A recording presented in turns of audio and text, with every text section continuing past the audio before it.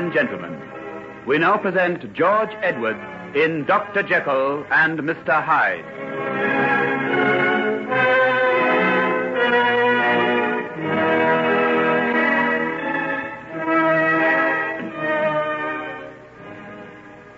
Well, my boy, did you get some sleep? Not very much, I'm afraid. Did I hear you wandering round after we parted? Me? Oh, no, I stayed in bed once I got there. You look as though you could do with an hour or two more. Have some breakfast. The cook's provided some excellent kidneys. Thanks, I think coffee will do me this morning. Care to see the paper? Anything in it? Oh, just the usual Sunday morning crop of murders and suicides. Funny how they seem to break out over the weekend. Everybody too busy during the week, I suppose. By the way, were you out in the old dissecting room while you've been up here this time? Oh, dear, you've spilled the coffee all over the tablecloth. I'm sorry, it's awfully clumsy of me. Hands none too steady this morning. Wait a minute, I'll wipe it up. I suppose Mrs. Porter will forgive you. What made you ask about the dissecting room? I happened to take a look in there before breakfast. There were traces of a fire having been lit there quite recently. Last night, I should say. No, I wasn't there. I wonder who it could have been. One of the servants, perhaps. They might have been entertaining some friends. I'll have the lock on the outer door changed. Oh, by the way, it was open when I looked. Open was it? Oh, well, perhaps the nocturnal visitor left in a hurry. It's a bad business, really. I thought I could rely on all the people we have here. That back door gives access to a very bad part of the city. We can't afford to risk having that door left open. You know, Father, I was only thinking the other day that I'd like to have that place cleaned up. I'll be wanting to go on with my work even during vacation. And I could do all sorts of things out there without making a nuisance of myself. But wouldn't it be better to forget about work? You can't keep going all the time. Well, I'd like to play around there sometimes. There's so much equipment there already, and Professor Marriott and I are working on a scheme now that must be gone on with. I'll have to work somewhere, and it's so quiet and so isolated. Then have it, by all means. We'll go out and have a look at it after we've finished breakfast. Sure you won't look at the paper? Oh, I suppose I might as well have a glance at it. What time do you leave tonight? 7:10, I think. Then you'll have time for early dinner. I'm going back to Maryland tomorrow. Just took a flying trip to attend to a small piece of business. Well, what's the matter? This girl. Do you see her picture? Oh, that. Tried to throw herself off Battersea Bridge, didn't she? I know her. You do? It's Hetty. Hetty Wilson. Don't you remember? I told you about her. She was the girl who was mixed up with that business of David Markham. I see. She's been arrested and charged at the Waterside Police Court for being a person without lawful means of support. What does that mean, Father? It means she'll probably be sent to a house of detention for a while. Jail? Hetty in jail? Would you like me to get in touch with Utterson and get him to see what he can do about it? Mr. Utterson? Margaret's father? Oh, I know. I'll go myself. Will I go with you? No, I'll go alone. Well, you'll find me here all morning if you want me.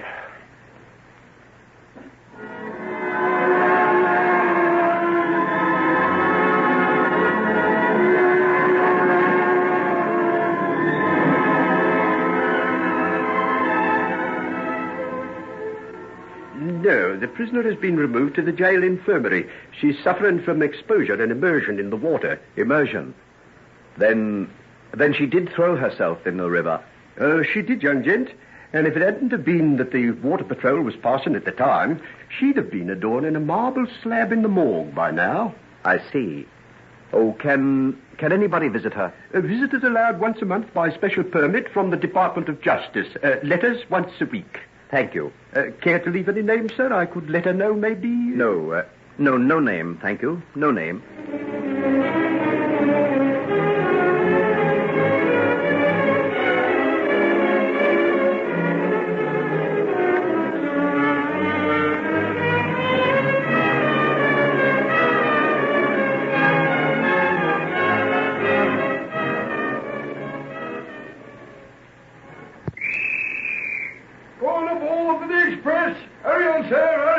Jekyll! Jekyll, here!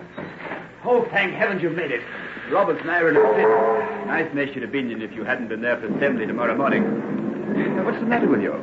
You look all out. I had to rush for the train. Making the most out of merry old London town, eh? I must say you're a dark horse. Roberts and I are a couple of babes in arms compared to you. We'll get you to show us the way around next time. Still, we didn't do so badly. Have a good time today? Oh, yes. Marvelous. Don't know when I enjoyed myself so much before. Who was the little piece you got away with last night? Don't mind my asking, do you? Oh, no, not in the least. She's a Hungarian princess in disguise. Takes drugs, poor thing. Very sad case. Hungarian... Oh, get out. That's for a yarn. Still, I suppose that's your way of telling me to mind my own business. I say, look at old Roberts over there. Sound asleep already. Think I'll do likewise. Oh, what a night.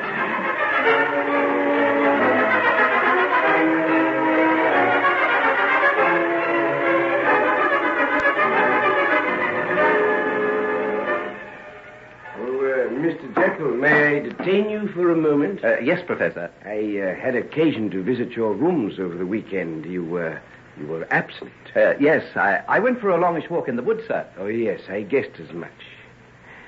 Has it ever occurred to you, Jekyll, how extraordinarily useful it could be if we could disassociate the more fleshy parts of our being from the spiritual? I'm afraid I don't know what you mean, sir. Well, you come into the laboratory with me for a while. Yes, sir. There's no one there now. I've been working for a great many years on a particular line of investigation, and I'd like to interest you in it if I could. It's still far from complete, and, well, I'm an old man now, and I need someone who could carry on from where I left off if I should happen to move to the place where scientific experience will no longer seem important. Oh, this way, Mr. Jekyll, this way.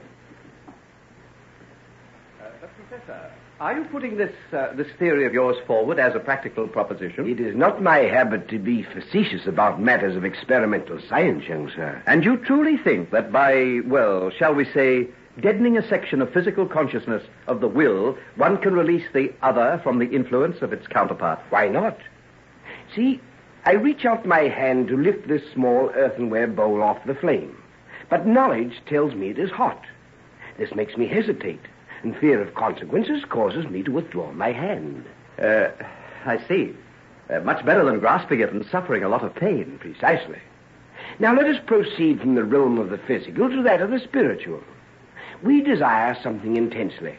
It may be something that we know is harmful to us, that may even be injurious to us. Nevertheless, we desire it. Now, if the fear of consequent injury could be removed, wouldn't this open up an entirely new scope of existence? Yes, it certainly would. I want to lift this hot vessel and may not because it will burn me.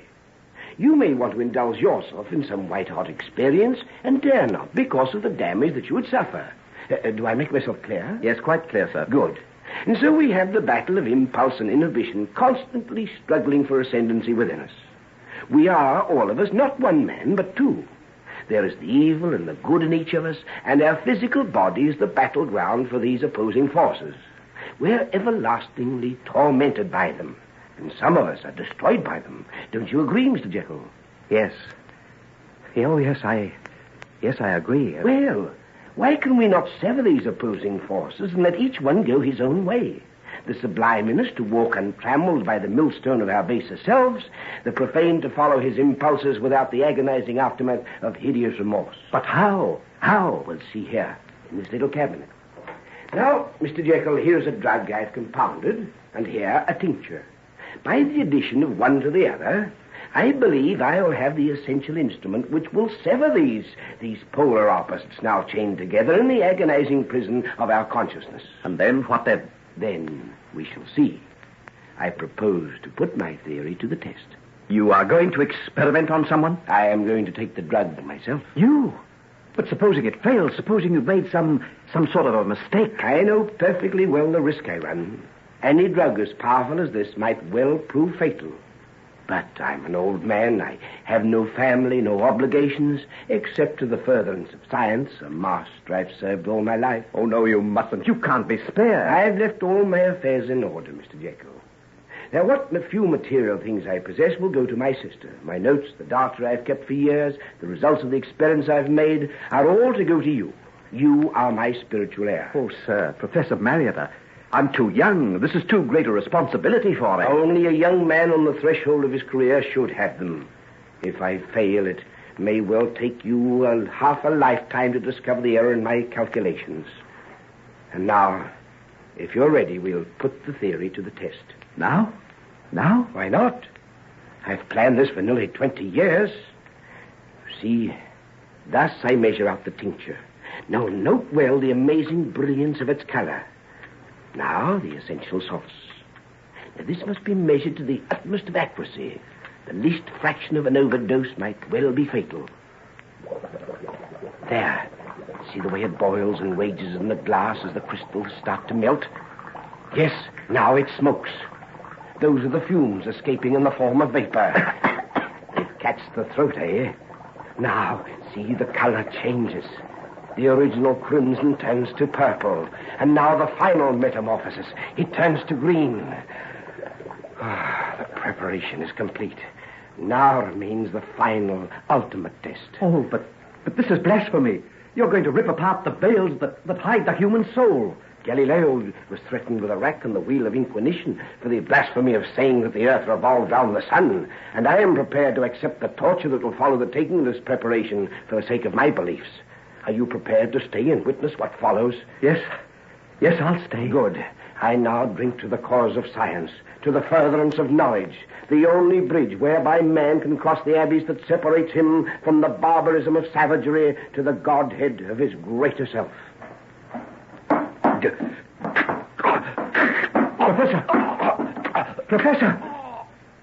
Professor, he's dead. It failed. There was something wrong with the mixture. You said it might take half a lifetime to succeed. But I'll do it. I'll not fail to carry out your trust in me.